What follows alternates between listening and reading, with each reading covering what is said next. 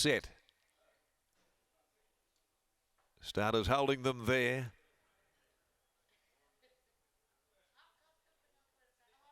Something's caught his attention. The light remains on. There's no God to run favourite here in this final event. So the light's still blinking. They're off on this occasion. Hurricane Harley seemed to jump okay from the inside. Capable Angel with early speed, and Daytona Pete also rushing across. Soldier of God kicks up. Also prominently placed Friar's Legacy, but Snow God found himself out in the bleachers in the early stages. Cheeto driving right up through along the rails soon after, and they're being followed further back when they got going. Talk Away in the back half of the field with Cape Lewin. Also right back there is Missile Girl, and the tail ender is Intoxicating. Hurricane Harley at the 600 leads them.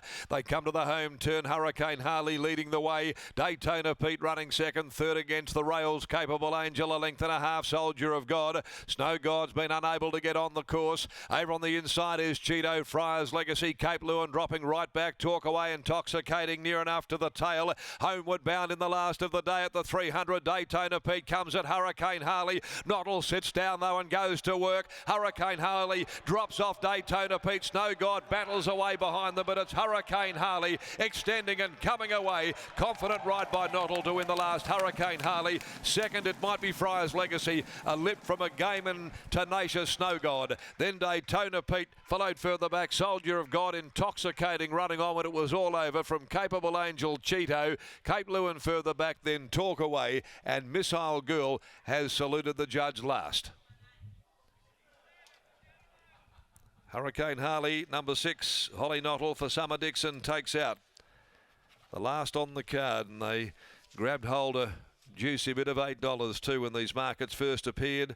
The Safeguard gelding second up, and came back to the midweeks into much easier company and in the hands of the very talented Holly Nottle to beat Friar's Legacy Snow God, who just didn't get the rub of the green at all, and Daytona Pete was fourth from Soldier of God. But Hurricane Harley dominating in the last 6 starts, 2 wins, 2 seconds now out of Jinsky Magic, a Safeguard gelding for DJ, Mrs. D.C. Gatty, Mrs. K. Massam, KL and E.D. Gatty, trained by Summer Dixon, whose yard's having a good run, and so is H. Nottle, taking out the last on the card on this big 9-event program.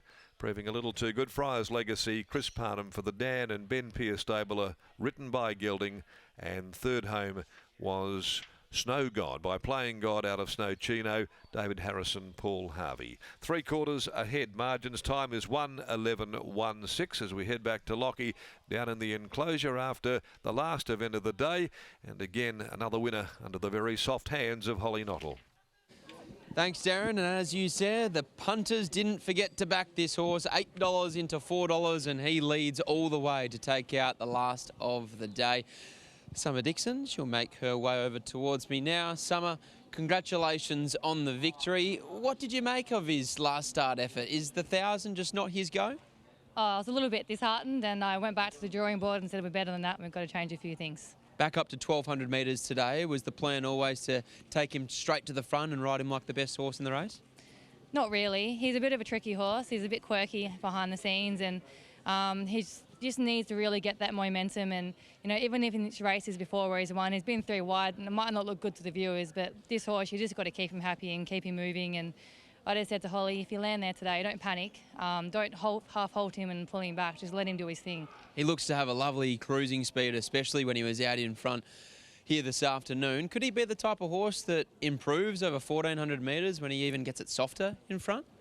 There's a lot of improvement, physically, mentally. You know, he's a 3-year-old that's still got a lot to learn, and he's still doing most things wrong, and he was probably waiting a lot there in front today as well. So it's not often that I normally send horses out in front, but I just really wanted the horse to have every chance. But the answer is yes, and we definitely want to see him over a bit further in a period of time. Great way to finish the day. Well done. Thank you very much. There's Summer Dixon after the win of Hurricane Harley. $8 into $4, leads all the way to take out the last. And Holly Noddle, what is it now, Scotty? Only 1 or 2 winners before she outrides that 2 kilo claim? Crazy, isn't it? It just feels like yesterday that she was riding with that 3 kilo claim, getting her first ride on a Saturday, and now she's about to churn through both the 3 and the 2 kilo claim at the rate of knots. 6, 8, 1 and 2.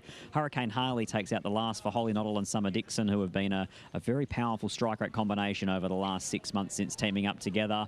Fry's Legacy got going late. He was a really encouraging return to racing. Hopefully this can be the preparation where he breaks through. Set off the speed today, eventually joined the 3 wide train to follow the luckless Snow God into the race and got past him in the concluding stages. And Snow God himself, 3 deep the trip, under 61.5 kilos. He's brave into 3rd there today, ahead of Daytona Pete, who changed up his racing pattern, tried to go with our leader and eventual winner in Hurricane Harley, but just felt the pinch a little bit late. 6, 8, 1 and 2, but for Hurricane Harley, lightly raced 3-year-old, definitely has some upside as well. He can go to another 12 or a 14. He looks like he's just going to get better and better with racing, and his initial campaign he made a really nice impression there, and then they just freshened him up, dropped him back to 1,000, and today second up at this class 3 1200 does the trick for him. Holly Noddle's handing the saddle off to Peter Hall, and then we'll get a word from her after the second up victory of Hurricane Harley. Holly, watching your body language early, it looked like it wasn't necessarily the intention to lead, but eventually had to work your way forward with those kicking up underneath. Yeah, definitely wasn't our intention to lead, but just to keep the horse comfortable. And Summer just said don't restrain him to be somewhere, just let him be comfortable and find his rhythm. Top of the home straight, still feel like you had a lot of horse underneath? Yeah, I did. She said, Summer said that he has a high cruising speed, and out there I thought he was cruising really nicely, and I thought I had a bit left still to come into the straight. Looked like he still got a little bit lost when the cutaway appeared, didn't quite know where he was going. Yeah, I think he was trying to find the rail a bit, but that'll come in time. Congratulations, well done. Thank you. There's Holly Noddle. She boots home a winner to take out the last of the day, alongside Summer Dixon aboard Hurricane Harley, taking out the last of the day here at Ascot. Certainly 2 3-year-olds that we're happy to follow moving forward, that being the winner, but also the second horse in Fry's Legacy. An even day of racing here at Ascot, Scotty. Honours in terms of the training and riding ranks shared amongst all our participants, but going back to the start of the day, Consignment, he looks like a nice 2-year-old to continue to follow moving forward. He still looks like he's completely lost, that 2-year-old, doesn't quite know what it's all about, and maybe 3-year-old racing is going to be better for him than 2-year-old events, but that 2-year-old maiden is probably one of the highlights for me today. I think you can follow all of those horses that finished 1 through about 5. Solar Chant, she led all the way to break